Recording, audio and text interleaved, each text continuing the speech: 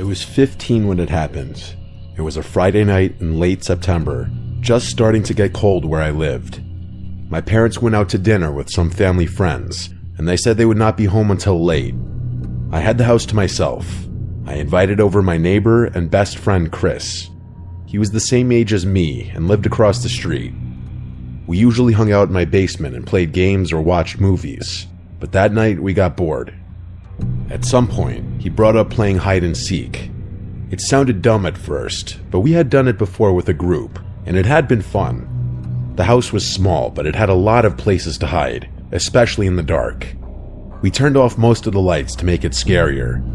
The only light on was in the kitchen. The rules were simple.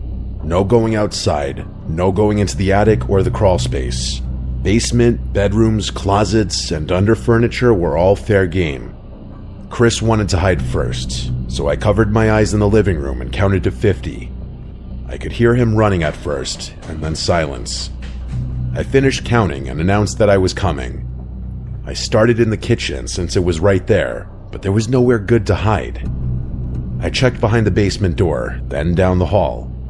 I looked in the bathroom. Empty. I opened the closet near the front door. Nothing. I went upstairs. The floor creaked under me, and every little sound made me tense. I checked my parents' bedroom first, looking under the bed and behind the dresser. Nobody. I went down the hall into my room. It was messy, but not enough for Chris to hide well. I still checked the closet and under the desk. Nothing. That left the guest room at the end of the hall. The door was cracked open. I pushed it slowly, expecting him to jump out and scare me, but the room was dark and quiet. I stepped inside and scanned around. I bent down to look under the bed. Nothing. I opened the closet door. Empty. At that point, I thought maybe he was in the basement, so I went back downstairs. I checked behind the laundry machines and in the storage space under the stairs. I was about to give up when I finally found him curled up behind some boxes. He laughed and asked how long it had taken me. I told him way too long. Then we switched. He counted and I hid. I went upstairs and slid under the guest bed, pulling the bed skirt down to cover me. My heart raced while I lay there in the dark. I heard him come upstairs a few minutes later, his footsteps slow and heavy on the floor.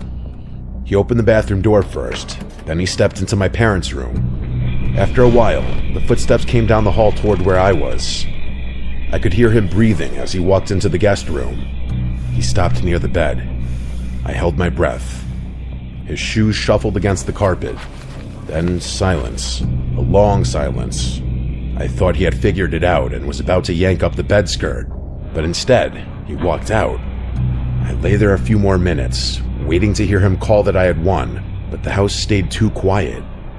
Finally, I crawled out.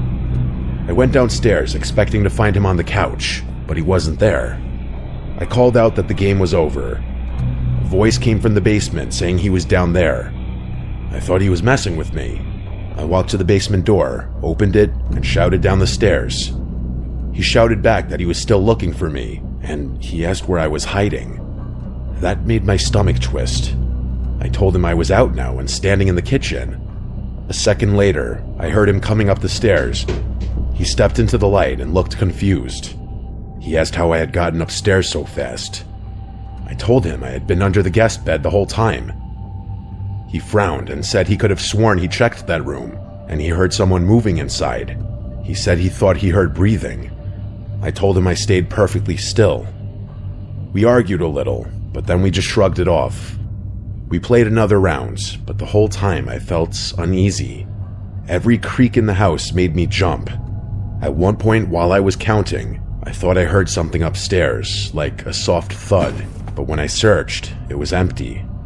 I found Chris in the laundry room. We kept playing until we both got tired. Then we sat on the couch in the living room and turned the TV back on. That's when we both froze. From upstairs came a loud bump, like something heavy falling. Chris asked if it was my parents. I reminded him they were still gone. The hair on my arm stood up. We sat there waiting, but the house went silent again. Chris said maybe something slid off a shelf.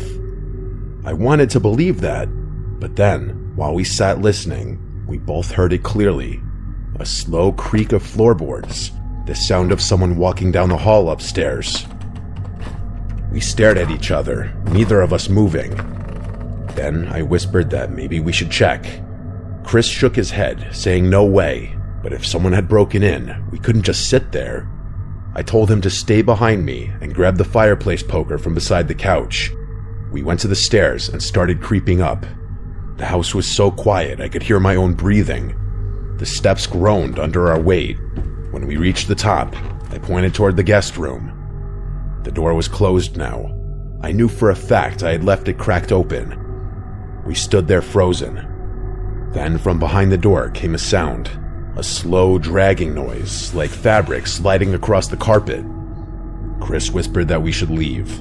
I wanted to, but curiosity and fear kept me in place. I raised the poker and reached for the knob. When I tell you my hands were shaking, I'm not just saying that to be dramatic for the story. I pushed the door open fast.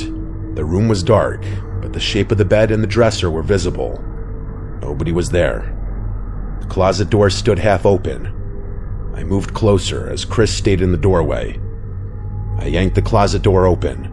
Inside was nothing but coats and boxes. We both let out shaky laughs, pretending it was all in our heads. But then, just as we turned to leave, we heard another sound. This time it wasn't upstairs. It was downstairs. The sound of the front door opening and closing. We froze again. Chris whispered that someone was in the house. I felt my stomach drop.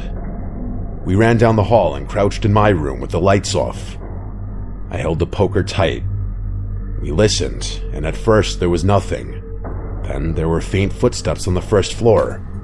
I wanted to call the police, but my phone was on the couch where we had been sitting. I whispered that maybe we could sneak out the window, but it was too small. The only way out was down the hall past the stairs. The footsteps moved closer. We heard the basement door open, then the steps went down, one by one. We both exhaled in relief. Whoever it was had gone into the basement, so we took that time to run. We sprinted down the stairs through the kitchen and out the back door into the yard. We didn't stop until we reached Chris's house across the street.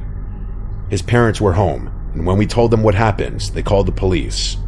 The officers searched my house from top to bottom. They found nothing. No signs of forced entry or anyone hiding in the basement. They told us it was probably just the house settling, or our imagination running wild while we played. But Chris and I both knew what we heard. We knew someone had been inside. For weeks after, I couldn't sleep well.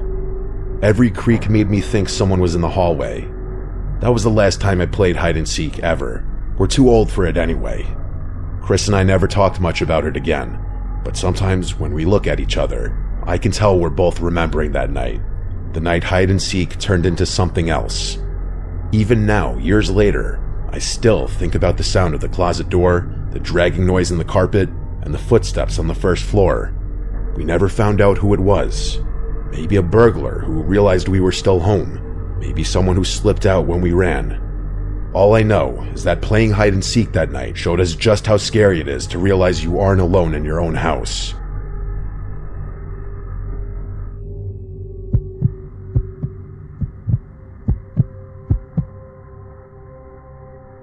I grew up in a neighborhood that backed right up against a stretch of woods. The houses lined one side of the street, and behind them was nothing but trees for miles. When I was younger, a group of us kids from the street used to play together almost every weekend. In the summer, we stayed out late into the night, sometimes until our parents yelled for us to come home. One of our favorite games was hide and seek. We usually played in the backyards and into the edge of the woods. It was fun during the day, but at night it was different. The trees swallowed up the light and everything looked the same no matter where you were. That was what made it scary, and that was what made it fun. The last time I ever played hide and seek in those woods was when I was 14. It was August, hot and humid even at night. There were 5 of us, me, my friend Tyler, his little brother Matt, and 2 kids from down the street, Jason and Eric. We all decided to play outside because it felt cooler than sitting in someone's basement. The rule was simple. You could hide anywhere in the backyards or in the woods, but you had to stay close enough to hear when the seeker called the round over. Jason volunteered to be it first. The rest of us ran off. I went into the woods with Tyler. We split up once we passed the first row of trees. I crouched behind a fallen log, my heart beating hard even though it was just a game. I could hear Jason shouting numbers back in the yard, his voice echoing through the night. When he finished, everything went quiet. Crickets buzzed around me and the leaves rustled in the wind. I stayed low and still. After a while, I heard footsteps in the leaves. They were moving between the trees. I thought it was Jason. I held my breath and waited for him to pass. The footsteps stopped not far from me. Whoever it was stood there. I waited for them to call out or move again, but they didn't. I felt my skin prickle. I almost whispered to ask who it was, but then I remembered the rules. If I gave myself away, I would lose, so I stayed still. Finally, the steps started again. They crunched through the leaves, moving deeper into the woods. I listened until I couldn't hear them anymore. I peeked over the log, but it was too dark to see far. The moonlight only lit up the tops of the trees. I stayed hidden a few more minutes before I got tired of waiting. I crawled out and started creeping back toward the yards. As I walked, I heard Jason calling that the round was over and everyone should come out. I hurried back and found the others already in the yard. Jason had found Tyler and Eric, but not me or Matt. Matt came running out of the woods a minute later, covered in dirt. He laughed and said nobody would have found him. I told them that I had been behind the log and almost got caught when Jason walked right past me, but Jason looked confused. He said he never went that far into the woods. He said he only circled near the first trees and then found Tyler crouched by a fence. I squinted my eyes in confusion and then asked who it was that walked by me, but everyone just shrugged.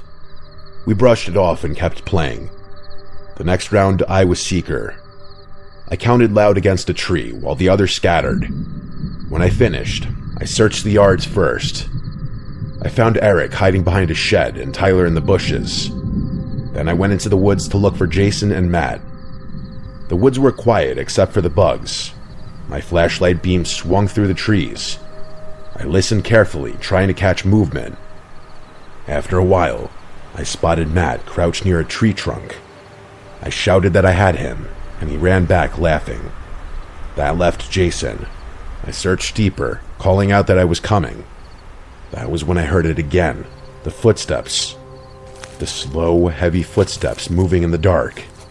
They came from just ahead of me. I shined the flashlight that way, but the trees were thick. I walked slowly, trying not to make noise. The footsteps stopped. I waited. Now, admittedly, I was getting a little nervous. Then I heard Jason call from behind me that the round was over. I spun around. He was already walking back to the yard. Confused, I asked if he had just been ahead of me. He said no. He had been hiding closer to the house the whole time.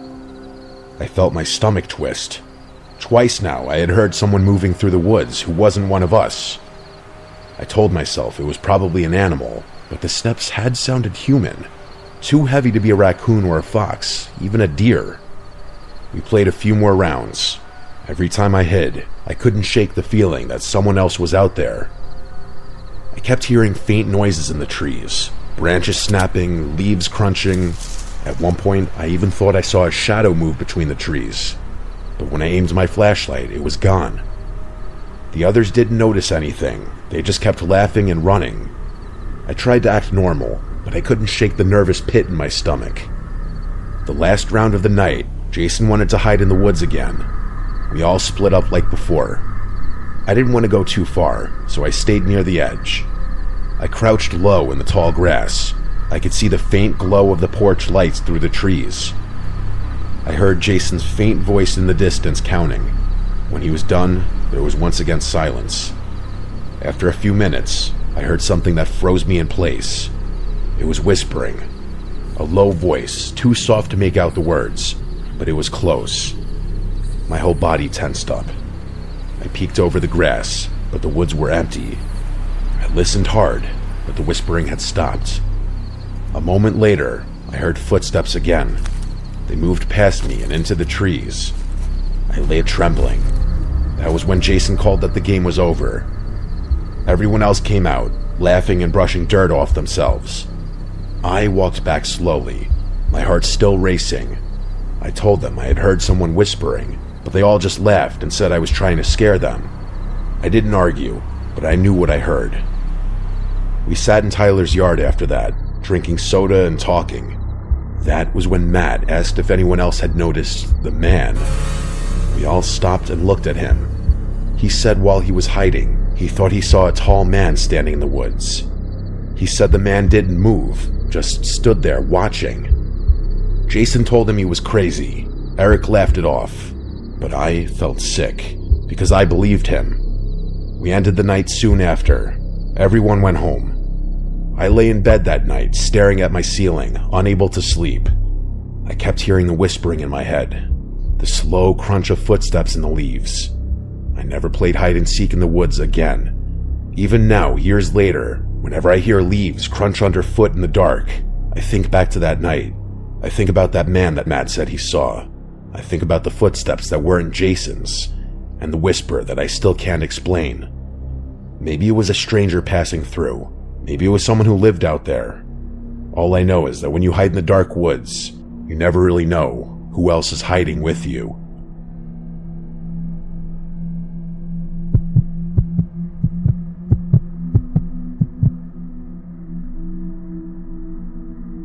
It was a hot Saturday afternoon last July. I was 14 at the time, and I live out in the rural part of Pennsylvania. My backyard is huge.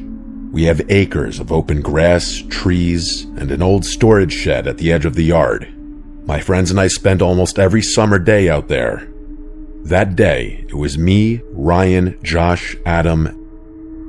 We were just messing around playing basketball on the hoop my dad put up near the garage. We played for about an hour before we were all tired and sitting in the grass, sweaty and drinking water. That's when we saw a kid we didn't recognize who came walking up from the dirt road that runs past my house.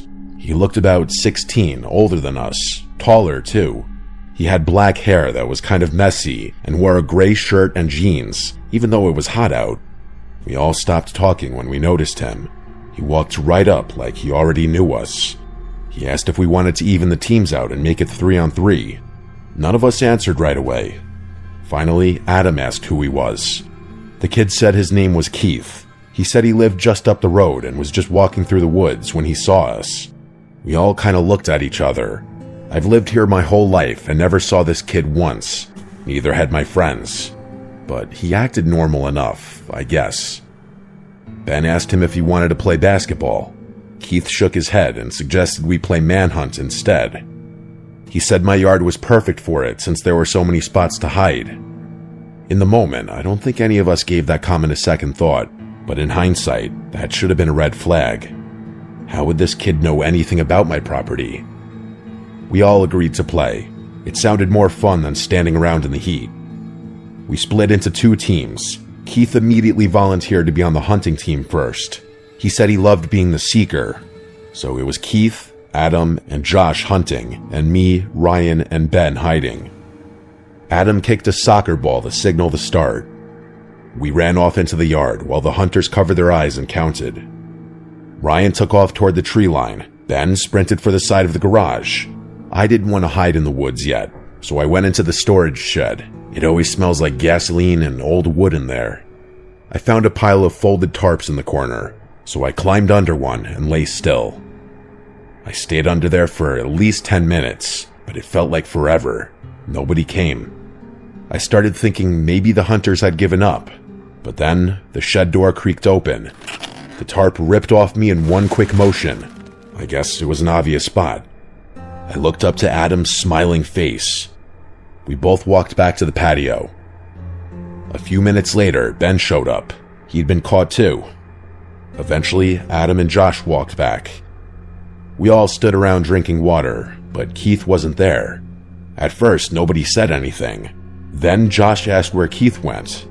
None of us knew. We waited another 10 minutes, thinking he'd come walking back any second, but he never did. Adam finally shrugged and said maybe he was just some weird kid and left. The rest of us agreed, even though it felt strange that he would just disappear without saying anything. When the others left around sunset, I went inside. That's when I noticed something odd near my bedroom window. On the grass was this piece of rope. It was weathered and dirty, like it had been outside for months, but I know it hadn't been there earlier. I picked it up and tossed it aside, but it stuck in my head. The first thought I had was Keith. I told myself I was overthinking, but later that evening, I couldn't stop wondering if he'd gone inside the house while we were distracted. My dad usually leaves one of the side doors unlocked during the day. I went room by room, checking closets and under beds. Nothing. That night, I got ready for bed around 11. I laid there for maybe an hour scrolling on my phone when I heard something. Soft footsteps outside my door. I froze. My dad sometimes gets up at night to use the bathroom, but he always coughs or clears his throat. This was quiet. Too quiet. I called out for my dad. No answer. I sat up with my pulse racing. The footsteps stopped right outside my door. I finally got up and locked it. I stood there, staring at the handle, waiting. After about 30 seconds, I heard the front door shut. The sound carried through the whole house. I didn't waste a second. I ran to my dad's room and shook him awake. He groggily sat up while I explained what I heard. He didn't doubt me. He grabbed the shotgun from under his bed and told me to stay close. We searched the whole house together. Every closet, the basement, the garage. He even went outside and walked the property with a flashlight, but he didn't find anything. We locked every door and window after that. The next day, I told my friends, and they all laughed it off, saying Keith was probably just some weirdo passing through. But Ryan admitted he thought Keith was strange too. He said Keith barely talked during the game. He just stared at people. That night, I couldn't sleep. Around 2 a.m, a scratching sound woke me up. It was coming from my bedroom window. I froze, staring at the blinds. The scratching was slow, like someone dragging a stick or nail against the glass. I didn't want to look, but I couldn't stop myself. I carefully bent one of the blinds open just a crack. On the other side of the window was a figure. I couldn't see his face, just the shape of someone standing inches away in the dark. I jumped back and screamed for my dad. I ran into the hallway, shouting until he came out of his room. He didn't hesitate. He ran outside with a shotgun, firing 2 rounds into the air. I heard him yelling that he'd shoot whoever was out here if they came back. The figure at the window was gone. The rest of the night, I didn't sleep at all. I sat in the living room with the lights on while my dad stayed up too. The next morning, he told me he thought Keith had been the one messing with us. He said if that kid showed up again, he'd shoot him. I know he wasn't fully serious, but that's just how my dad is. He said that kid isn't welcome anywhere near our house ever again. As far as I know, Keith never came back. But sometimes when I'm outside at night, I think about that rope by my window, and I wonder what he was planning to do if I hadn't woken up when I did.